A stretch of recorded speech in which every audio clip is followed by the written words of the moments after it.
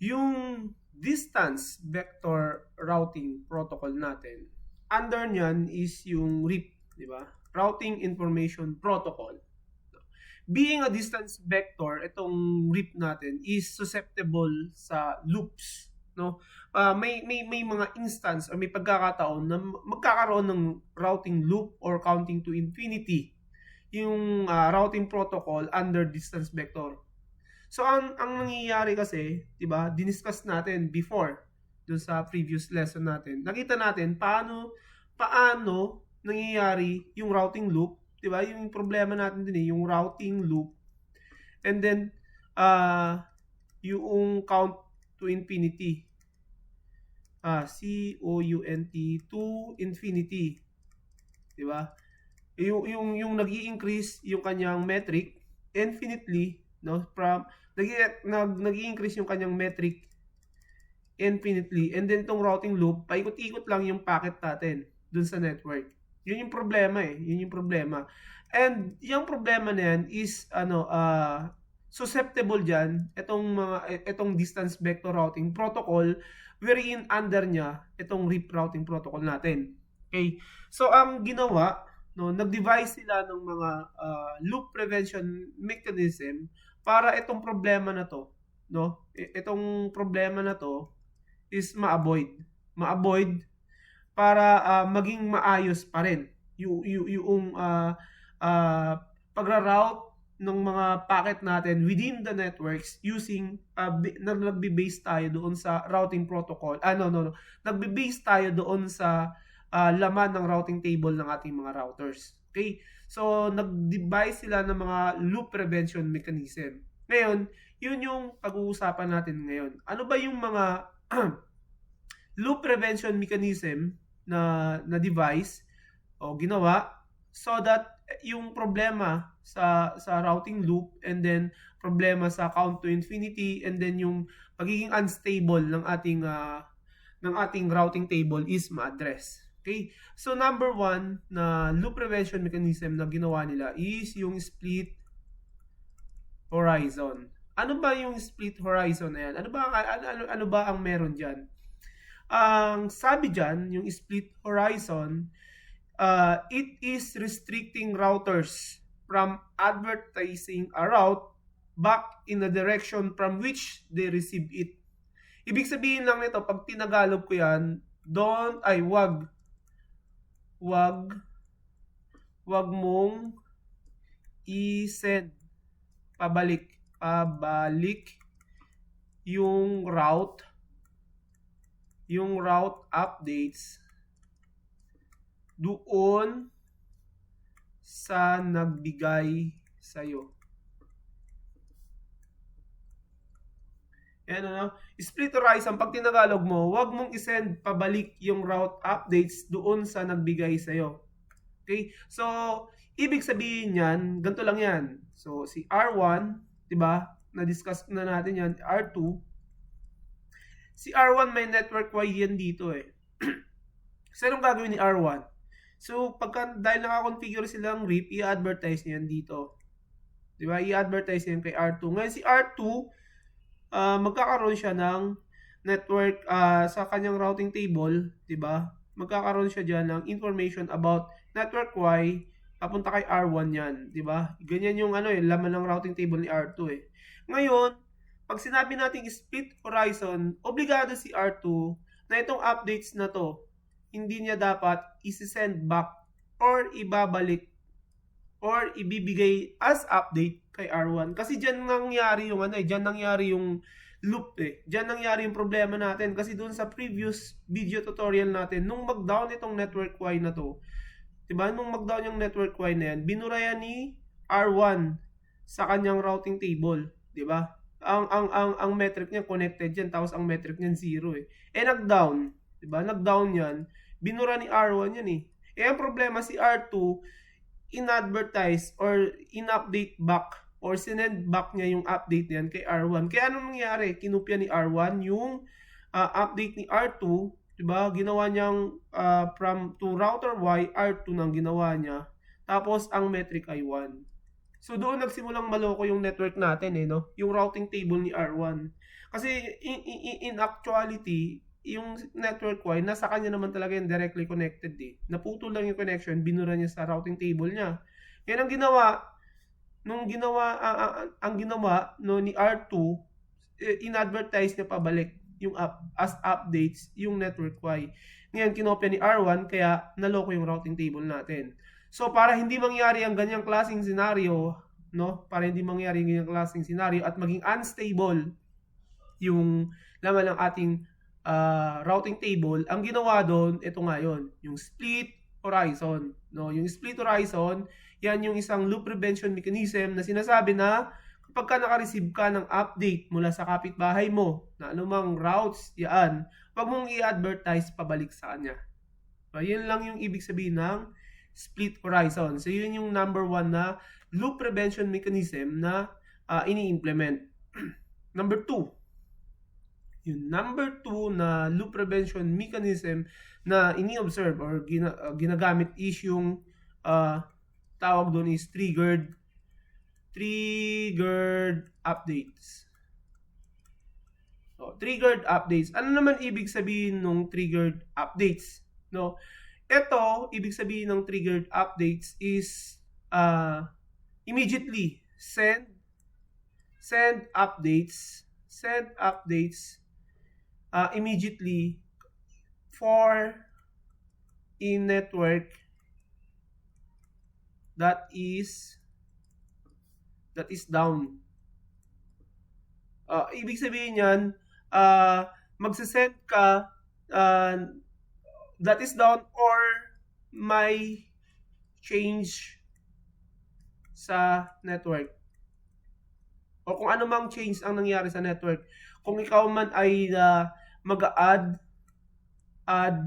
ng new routes or network is down. Yung link nag-down. So instead na doon sa previous tutorial natin, di ba? Kaya naloko yung networks natin kasi ganito ang nangyari doon, di ba? Si R1 tapos si R2, di ba? Sabi natin may network X diyan. Nag-send si R1 ng updates kay R2. Di ba? Nag-send siya ng updates kay R2 na meron pa siyang network X. Kaya lang after 2 seconds, di ba? After 2 seconds niyang makapag-send ng update kay R2, biglang nag-down yung network etong network X sa kanya, di ba? Nag-down yun Ang problema kasi si R1, nag-antay po siya ng 30 seconds. 30 seconds prior i-update na down yung network X sa kanya. Kaya lang anong naging problema nun? Diba? Dahil nagantay siya ng 30 seconds bago siya mag-send ng updates, naunahan siya ni R2 na magbigay ng updates. Ngayon, ano nangyari? Diba? Ano nangyari? Isinend sa kanya ni R2 na alam ni R2 papunta sa network X. Diba? Kaya ang nangyari, yung ginawa ni R1, ni-reference niya si R2 na may alam papunta sa network X. Kahit na kung titignan natin yung topology, yung network X is directly connected sa kanya. Diba? Yun ang nangyari dun Ngayon, since na nag-aantay yung router na mag-send ng newly updates doon sa mga network changes sa kanya, no? Ang dinesign, ginawang solution dyan is that send triggered updates. Whether merong mag-a-add ka ng network or yung network is down, basta may nangyari sa topology mo, may nangyari sa link mo, no? Kailangan i-update mo kaagad yan doon sa katabi mong router. No, para yung convergence ng network mo, mabilis agad malalaman ni R2 na down na pala yung network X na yon. Kapag nalaman ni R2 na down yung network X na yon, most probable buburahin niya yan sa kanyang routing table. Diba? Yun yung aim ng triggered updates. I-send mo agad yung updates kung ano mang update ang nangyari sa'yo or in this specific scenario kay R1. Ano bang nangyari dun sa kanyang doon sa mga directly connected networks niya, no? Nag-down, nag-add siya ng network, kailangan i-send mo kaagad yun. Triggered updates ang tawag doon. So, ang mangyayari, iba-bypass mo na yung, ano ba yung tawag natin dyan sa every 30 seconds update timer. Diba yung update timer kay RIP, that is a periodic sending of route, no? Route information. Diba? Yan yung periodic sending of route information dun sa katabing router niyan. Nag-run din ng RIP routing protocol. So, instead na antayin mo yung 30 seconds na yan, no? I-bypass mo na. So, kapag may down network ka or may updates ka, send mo kaagad. No? So, para maiwasan natin yung yung instability. Kasi since na isend mo kaagad, most probable itong si R2 is babaguhin niya yung kanyang routing table based dun sa update mo. 'Di ba? So, ang mangyayari niyan, since na magbabago yung update ni R2 dun sa babaguhin ni R2 yung kanyang routing table, yung information na laman ng kanyang routing table, may iiwasan yung unstable, yung pagiging unstable ng network natin, no? Kasi maayos at mas mabilis na mapupropagate kung ano man yung nangyari doon sa network na yon. Okay, so yan yung number 2. Una, split horizon, diba? Reviewin ko lang yung split horizon. Huwag mong i-send yung huwag kang magsisend ng updates, no? Kung saan mo nakuha yung update na yun, huwag mong ibabalik sa kanya. Huwag mong i-send back. Ngayon, yung triggered updates, ibig sabihin naman nun, kapag may nangyari, anumang events yan nangyari sa'yo o nangyari sa router, na nag-add ng route dun sa nag-advertise ka ng panibagong route, or yung network na yun or yung destination network na yun or yung network na yun is down, kailangan i-send mo kagad yung updates about that network. Okay? So, yun yung triggered update. Number 3 na ginawa or ini-implement na routing loop prevention mechanism is yung split horizon with poison reverse. Ano ang ibig sabihin ng split horizon with poison reverse, no? So, ibig sabihin lang nito, no, parang ang gagawin mo dito is iba-bypass mo yung split horizon. Kasi anong sabi ng split horizon? Ang sabi ng split horizon, kapag ka naka-receive ka ng updates, halimbawa si R1 nag-updates kay R2, wag mong ibabalik R2 kay R1 yung updates na binigay niya sa'yo. So, yun yung split horizon. Pero ngayon, yung split horizon with poison reverse is that iba-bypass mo yon, no? Ang gagawin ni R2 is isi-send back mo yung updates na binigay sa'yo ni R1, no? Pero kasi kailangan yung updates na yon is ipo-poison mo yung route. Ipo-poison mo yung route. Ano bang ibig sabihin ng ipo-poison mo yung route? Maglalagay ka ng unreachable metric doon sa route na yon. So, ibig sabihin, gagawin mo siyang 16 hops. So, 16 hops is an unreachable metric. So, ibig sabihin, kapag kasi R1 nag-send sa'yo ng triggered updates, halimbawa yan, ito si Network X, no? Network X. Sabi ni R1, si Network X is down. Sinend sa'yo yung update via triggered update, no? Ngayon si R2, pag nakita niya na, nag-advertise si R1 na yung Network X daw ay down, ngayon pag nakarating sa'yo yan, di ba, i-update back mo or i-send back mo yung update na yan kay R1, pero sasabihin mo kay R1, actually yung X na yan is 16 hops. No? 16 hop na yung metric niyan. So kapag ka 16 hop na yung metric, marireceive ni R1 yan, di ba? Makikita ni R1 yung update mo na yan na 16 hops. Hindi niya i-install sa kanyang routing table yan. Diba? Kasi yung mga unreachable route, hindi yan ini-install sa routing table. 16 hops and up. 16 hops and up. no, end up na metric sa rerouting protocol, hindi niya tawag nito, i-install sa kanyang routing table, no? So, ibig sabihin niyan, mai-ensure natin na yung ibang routers, no, malalaman kaagad nila na yung route na yon is invalid at hindi na pwedeng gamitin. So, yun yung ibig sabihin ng split horizon with poison reverse. Kasi sinabing poison reverse, ipo-poison mo yung route, lalagyan mo ng mataas na metric para yung makaka-receive na router nun, ang iisipin nila is that networks or that information for that route is or that route is not anymore reachable, no, hindi na siya kaaya-ayang puntahan kasi nga unreachable na siya, no, malayo na yung metric niya, 16 hops na yun. So yun yung split horizon with poison reverse.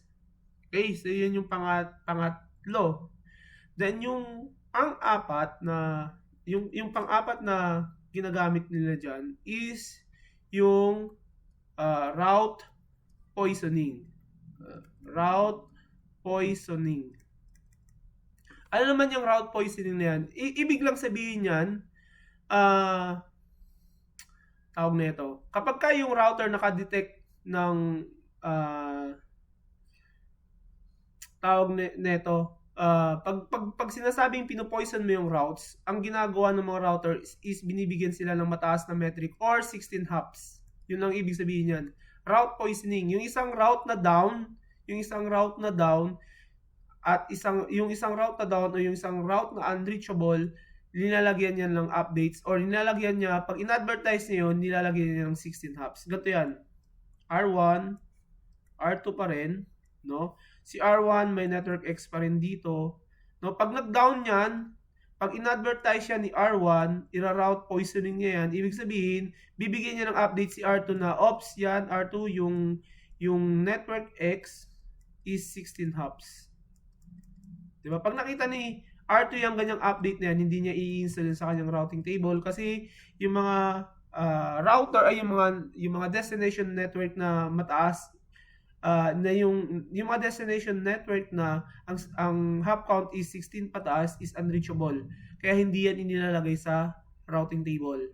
Ganun lang ibig sabihin ng route poisoning, no? So pagka magbibigay ka ng updates about dun sa network na may problema, down, no? Kailangan ipo-poison mo yan, bibigyan mo siya ng 16 hops. Yun lang yung route poisoning. Then yung next na loop prevention mechanism na ginagamit dyan is yung maximum hop count. Maximum hop count. Ano naman ang ibig sabihin ng maximum hop count? Diba? Sa RIP, katulad ng binabanggit ko, 16 hops yan, diba? 16 hops. Okay. So, kapag ka ganon, no, kailangan yung mga downed networks na pino-poison route natin, nilalagyan natin siya ng maximum hop count of 16. Ibig sabihin, ganito kasi yan eh. Yung nakita nating problema nung nakaraan, di ba? Nung mag-down yung network Y, I think network Y yun eh. So nagbigay nung nagbigay ng updates itong si R1, hindi pa nagda-down yung network Y. Pero after 3 seconds, sabi ko doon, nag-down, di ba? Kaya ang nangyari, binura ni router 1 si network Y, di ba? Binura niya sa kanyang routing table kasi dati 0 yun eh, yung metric noon eh. Nag-down, so binura niya sa kanyang routing table. Ngayon, ang nangyari nga doon, naka-receive siya ng route updates or information about network Y kay R2. Kaya ibinalik niya si Y, kaya lang sabi niya R2 yun. Tapos ang metric ay 2. Di ba? Yun yung metric eh. Yun yung metric na nangyari ngayon. Nung mag-send ng update si R1 papunta kay R2, di ba? Yung metric ni Y is nag-i-increment, nagiging 3. Tapos pagdating naman ulit, pag update ni R2 kay R1, yung 2 nagiging 4. Tapos ito nagiging 5, di ba? Kasi ang tawag natin dun sa problemang yun, yung count to infinity, di ba? Count to infinity. So, bago dumating dyan sa count to infinity, ibig sabihin ng maximum hop count is that yung route ng mga unreachable is hanggang 16 lang. No? After that, pagka naka-receive ka ng route information na 16, wala nang increment ng ano yun. Wala nang incrementing ng ano, wala nang increment na wala nang increment ng metric kasi considered as unreachable na yan. At kapag yan ay unreachable, hindi na yan inilalagay sa routing table. So, maiiwasan natin yung count to infinity na kahit na lagpas na sa 16, no, kahit na lagpas na sa 16 yung hop count, inilalagay pa rin nila sa routing table nila yung information na yun. Di ba? So, yun yung nangyayari dun sa loop na discuss natin nung nakaraang usapan. So, para maiwasan yon, sineset nila to 16 yung maximum hop count. So, ibig sabihin pag 16 na, hindi na yan dapat ini-install sa routing table. Dapat hanggang 15 lang yung max niya na hop count. So, pag 15, pwede pa yan. Pero ito, medyo kaduda-duda na nga yan eh. Yan yung pinaka ultimate na yung pinaka desirable sa less desirable na metric yung 15. Kasi yung 16 is undesirable na yan or unreachable na yan. Okay? So yan yung maximum hop count. Tapos yung pinakahuli na ginawa nila doon, no, o in-observe nila is yung hold down timers. Hold down timers. Ano ba yung hold down timers na yan? Yung hold down timers, 'di ba? Yan yung oras wherein an invalid route, no? Yung invalid route kapag ka nakaka-receive sila ng yan yung oras na ino-observe ng mga routers natin, 'di ba? Yan yung oras na ino-observe ng mga routers natin na once na yung network na down, no, is nakaka-receive sila ng updates from other sources or from other routers. Hindi muna nila i-install sa kanilang routing table yan such until na mag-expire yung hold down timers, which is 180 seconds upon expiry nung invalid timer. Di ba? Natatandaan niyo yung invalid timer? Di ba? Yung invalid timer, yun yung nagsasabi na itong routes na to hindi na siya active, no? Hindi na siya active.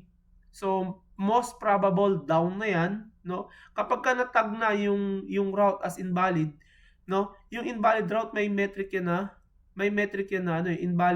invalid route. May metric yan na 16. 'Di ba? May metric yan na 16 hops. Ngayon, yung mga route na yun na may 16 hops, ibig sabihin yun, down yun, unreachable yun, pero kapag ka si R1 nakaka-receive ng updates about dyan sa down routes na yan, doon sa mga unreachable route na yan, hindi sila mag-i-install ng panibagong update up until na matapos yung hold down timers. Ganun lang ang ibig sabihin nun eh. Bakit? Kasi kapag ka, may ganito kasing scenario eh. R1, tapos R2, di ba? Tapos yung network X, di ba? Ang mangyayari kasi diyan kapag ka walang hold down timers, let's say for example, sinabi ni R1 na R2 down si X. Down yung network X. So yung network X may metric na 16, down yun eh. Kaya lang after 3 seconds magbibigay ng update si R1 kasi triggered updates eh. Nag-up siya. Ngayon ang mangyayari kay R2, nag-up. Ano nang metric niyan?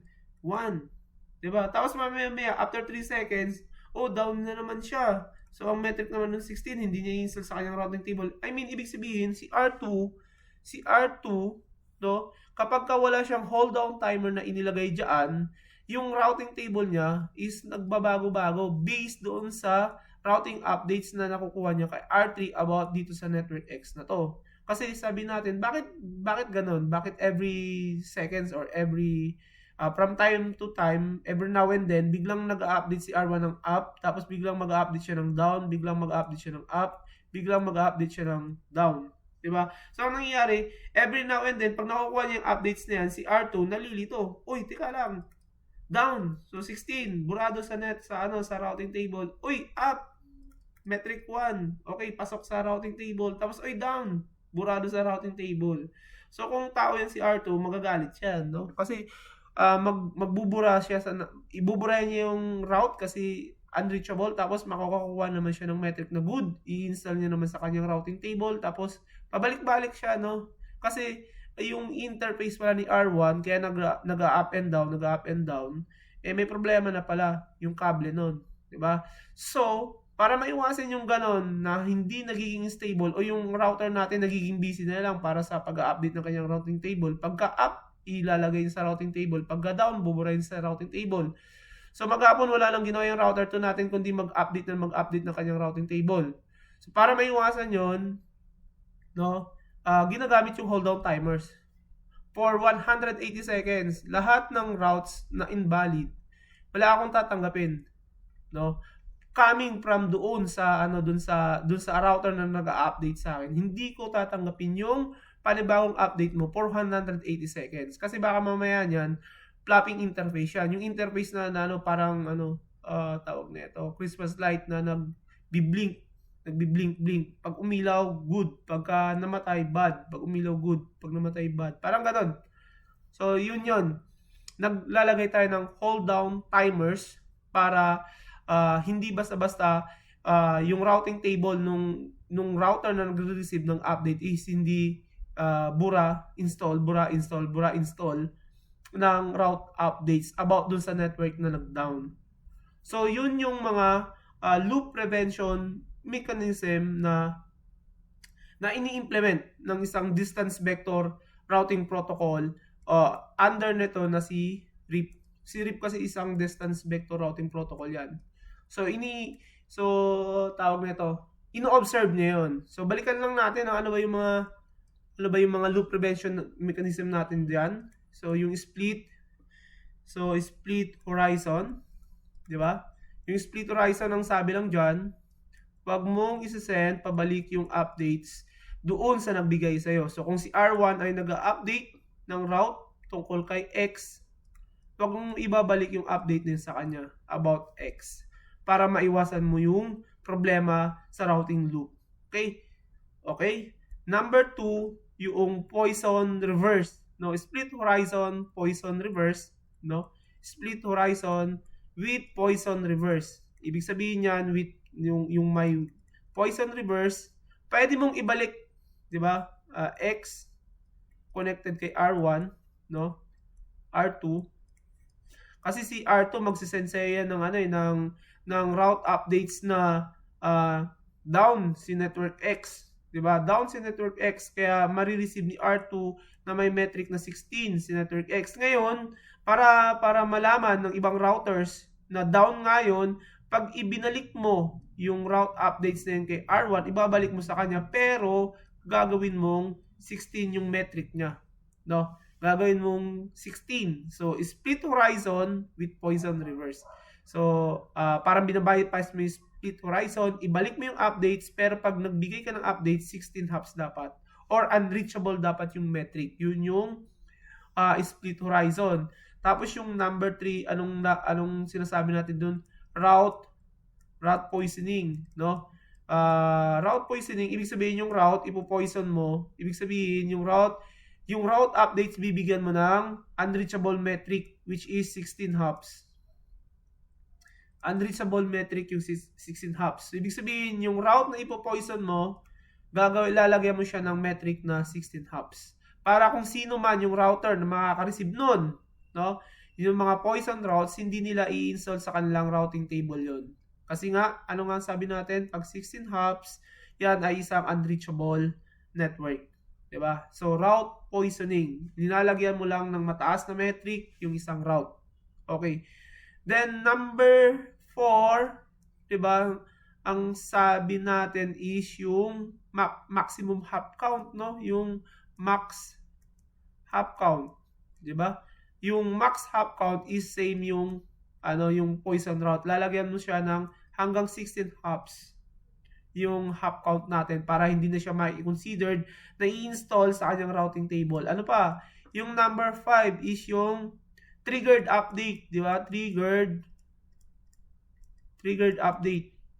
So, ibig sabihin ng triggered update, anything na nangyari sa'yo, i-send mo kaagad as update. So, ibig sabihin yan, si R1, connected kay R2, di ba? Kung nag-down yung network X, i-send mo kaagad yung update na yon kay R2. Ganun lang yan. Kung nag-add ka ng network na Y, i-send mo kaagad yung update na yun kay R2. Yun lang yun. Yung triggered updates. Basta anything na nangyayari sa mga routes na directly connected sa iyo or yung network na directly connected sa iyo. I mean, network na directly connected sa iyo. Kung ano man mangyari doon, send mo yung updates kaagad. Triggered updates yun. Then ano pa? Hold down timers, yung pinakahuli, no? Yung number 6, hold down timers. So yung hold down timers for 180 seconds, lahat ng updates na ma-receive mo about doon sa down networks, hindi mo i-install sa yung routing table. No, hahayaan mo munang mag-expire yung 180 seconds, saka mo tatanggapin yung update na ibinibigay sa iyo. Yun yung hold down timers.